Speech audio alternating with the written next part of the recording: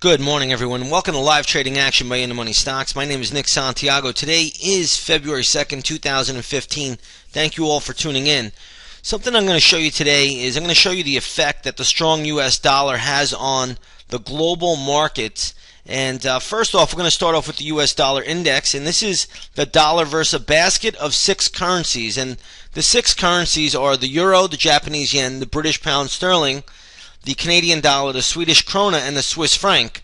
Now, the euro is the most heavily weighted. It's about 56-57% of the move. So when the dollar goes up, the euro obviously goes down. The same goes for the Japanese yen, which is about a 13-14% weighting. And again, as the dollar goes up, every currency goes down.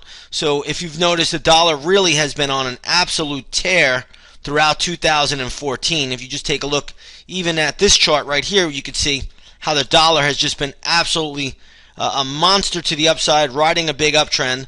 But when we look at something like maybe a weekly chart, we could see that it is now very, very extended. It needs to pull back in a little bit. It's a little bit overbought, and that's what we're getting right now. We're getting a mild pullback in the U.S. dollar, but ultimately the power on the dollar is very, very strong, and it's telling us that the dollar is going to go higher.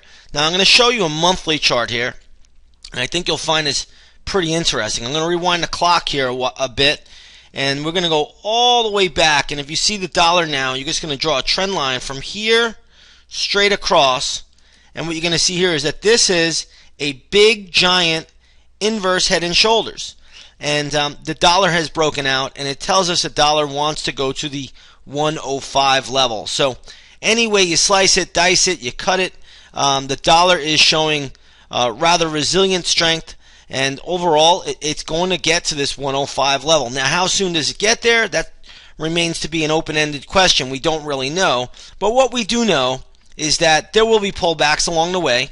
But after pullbacks, the dollar can be bought. And when the dollar moves higher, that is going to have an effect on a lot of different things.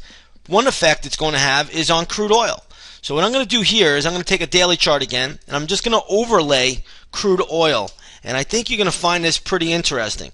So you keep hearing how demand is down and all these other factors, but the real truth of the matter is that all crude oil around the world is priced in US dollars. So if you're in Japan and you want to buy a barrel of oil, you got to pay for it in US dollars. So let's take a look at a crude oil chart against the dollar.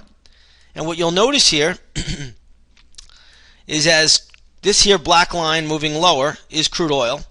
And what you'll see here is that when the dollar broke out, and basically in 2014 the dollar really broke out, we can make a case June, July, and that is exactly when oil peaked out. And as oil has rolled over, the dollar has begun to strengthen.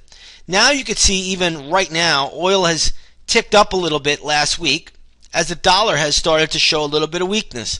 So the real culprit for the decline in oil prices is really the strong dollar. That's just plain and simple, cut and dry. You could hear all of these other reasons and excuses out there, but the reality of it is the dollar has strengthened significantly, and that is causing weakness in not only crude oil but also other currencies around the world.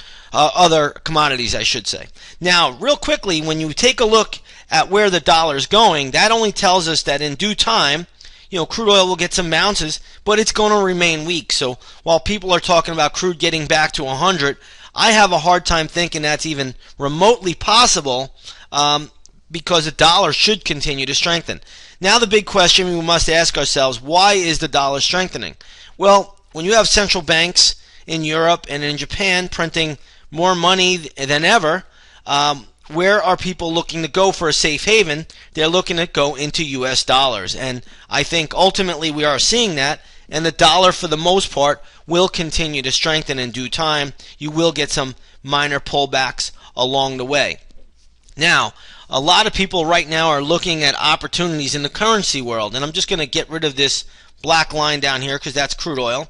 So let's just remove that right now and take a look at a few of the different currencies that are out here. First one we're going to look at is the euro. And what you're going to see here is that the euro has come off the lows, and it looks like the exact pattern or the exact opposite pattern that we have on the US dollar chart. But again, where can the euro really go if the dollar is going to continue to climb? the euro is going to actually go lower. I do believe that we're going to test levels around 108 and then ultimately par, meaning that the euro will get to 1. So all in all, when you take a look at how this market is playing out, when we look at the charts, we have no reason to think that the dollar strength will not continue in due time. It may take a year, it may take 2, but the dollar will continue to climb. And what traders want to do, and what traders want to take note of, is that as the dollar pulls back, you want to look for good support levels to get back in. And one level I would be a buyer of dollars, or of the US dollar index, would be right around the 90 to 90.50 level. This is going to be a very, very good area. If we can get a pullback into that, you can probably trade this all the way up to the 105 level. This is just a very, very strong trend. If you take a look at your weekly and monthly charts, look at the power of this trend in the US dollar index, and this is not something that is going to end anytime soon. Sure, there's going to be pullbacks, sure there's going to be minor corrections, but remember, the ultimate target is taking you to around the 105 level at minimum. I think we could even test maybe 110. So the US dollar index should continue to rise. It should be very, very strong. Now, how does this affect the stock market? Well, when we take a look at a currency like the Japanese yen versus the dollar versus the Japanese yen, you'll see that the dollar has been rising against the yen pretty consistently for quite a while. Now it's chopped around here as a weekly chart. It's pulled back a little bit. You can take a look at a daily chart. You can see how that's made some lower highs, so it has pulled back. But all in all, the dollar should continue to be very, very strong against the yen, sending dollar yen up to around the 125 level in the near term. Now, could there be a little bit more of a pullback? Certainly that's the case. But overall, this trend is not going to end anytime soon. In fact, you can look here and see how strong it's been. So once price gets too extended, it needs to pull back a little bit. That's what's happening now. And then it will resume its trend once again to go higher.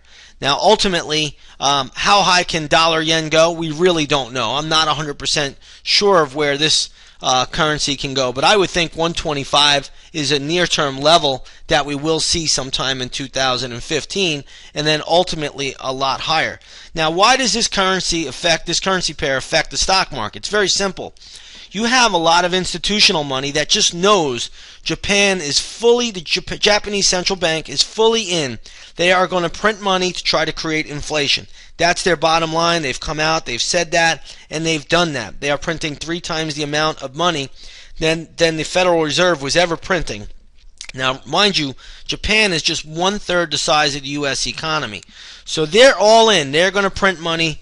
Europe is doing their own style of quantitative easing, 60 billion euros of bond purchasing every month. So you have 2 big central banks printing money. This yen carry trade, as we call it, it's not really a carry trade, but what it is the institutions will continue to buy dollar yen on the long side. They believe the dollar will strengthen, the yen will fall.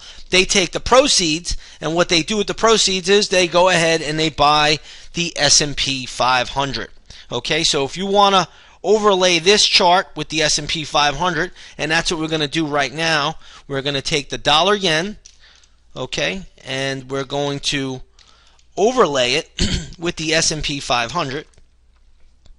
All right, and we'll just use the spiders. This way we get a good read on it, and we get to see how it looks. And what you're going to see is that these 2 charts almost trade identical. This is a weekly chart. The black line represents the S&P. You can see the dips in the S&P occur exactly when the dips in the dollar yen occur, and you can see how it's been very choppy here. This is the exact market right there. So every morning when I do my daily market report, I always talk about, hey, watch dollar yen today. That's going to tell you a lot. And sure enough, look at how this has been trading almost lockstep with it. You can see almost every dance move. Every little dip is a dip.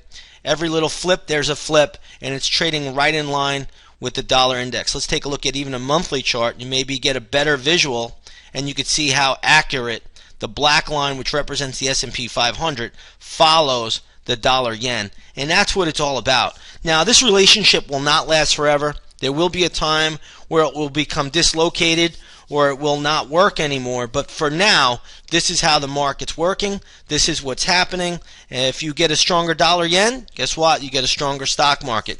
If the US dollar index continues to rise, the stock market ultimately should continue to rise. Now, a lot of people are saying, isn't the strong dollar hurting the multinationals? And the answer to that question is yes, they are. But the bigger question is, will the yen carry trade, which is what institutional traders are using right now, be the bigger influence? And I have to think it has been, and I have to think that it will continue to be the bigger influence. So all in all, here's everything you wanted to know about the dollar. I hope you liked this little video that I put together today to try to help explain it. And that's why a stronger dollar is beneficial for markets. Meanwhile, it may not be beneficial for exports, but overall it is beneficial for markets, at least at this point in time. With that being said, everybody, I want to wish you all a great trading day, and we'll see you on the charts.